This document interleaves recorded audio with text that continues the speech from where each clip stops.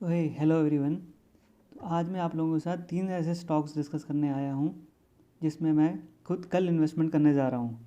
तो मैं आप लोगों को बताऊँगा मैं किस मैंने ऐसी क्या टेक्निकल चीज़ें देखी हैं, उसमें टेक्निकल चार्ट्स कैसे रीड कर रहा हूँ मैं वो बताऊँगा, और क्या क्या मेरे टारगेट्स हैं, क्या क्या मेरी स्टॉप लॉसेस हैं, और मैंने क्या क्या चीज़ें ऐसी देखी हैं, कहाँ रेजिस्टेंस देखा है, कहाँ सपोर्ट देखा है। तो वो मैं चीज़ इन तीनों शेयर में बता रहा हूँ। पहला शेयर है वेदांता, दूसरा शेयर है मेरा टाटा स्टील, और तीसरा शेयर है मेरा बजाज फिनसर्व। तो फटाफट चलते हैं टेक्निकल चार्ट्स की तरफ, हम देखते हैं क्या क्या इसके टारगेट्स और स्टॉप लॉसेस वगैरह हैं। तो पहला हम देखते हैं वेदांता की तरफ।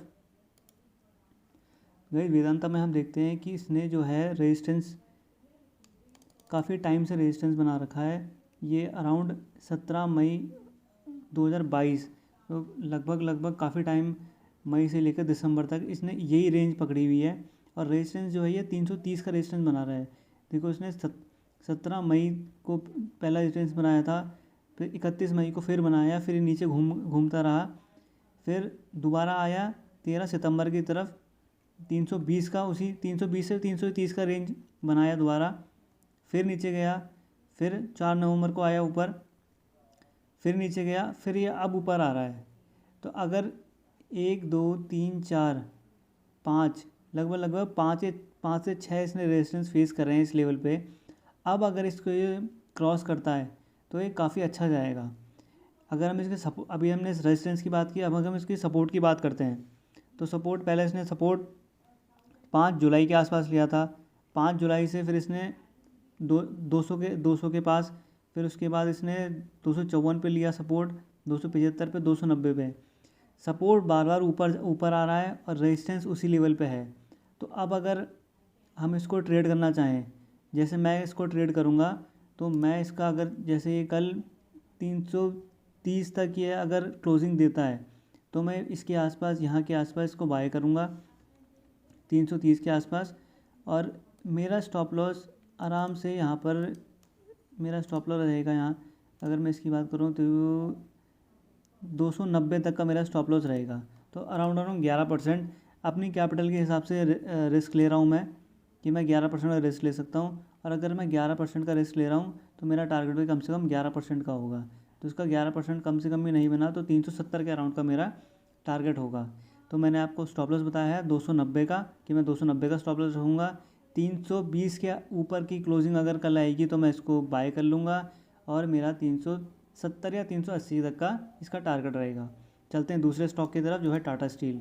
टाटा स्टील ने काफ़ी अच्छा ये काफ़ी अच्छा रेजिस्टेंस क्रॉस करा है 110 का। ये भी अगस्त से इसी रेंज में घूम रहा है, अगस्त की क्या, ये जुलाई से इसी रेंज में घूम रहा है। 110-11 जाता है, फिर नीचे, फिर 110-11, फिर नीचे, फिर 110, फिर नीचे। अब जाके इसने अच्छे वॉल्यूम के साथ, ठीक था, मतलब इतना अच्छा भी नहीं है, ठीक ठाक वॉल्यूम के साथ काफ़ी ऊपर ब्रेक करा है।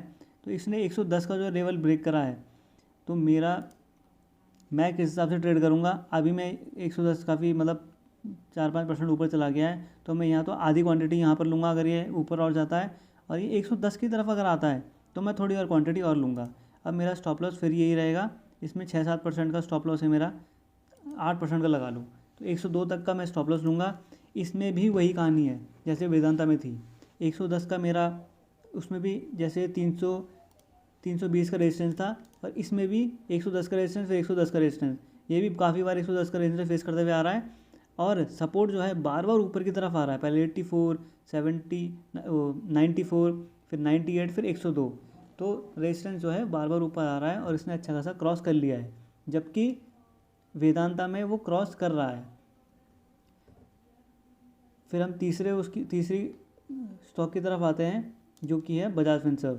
बजाज फिनसर्व ये बार बार 1610 की तरफ सपोर्ट ले रहा है। अगर ये 1600 तोड़ देता है तो मेरा स्टॉप लॉस 1550 का रहेगा।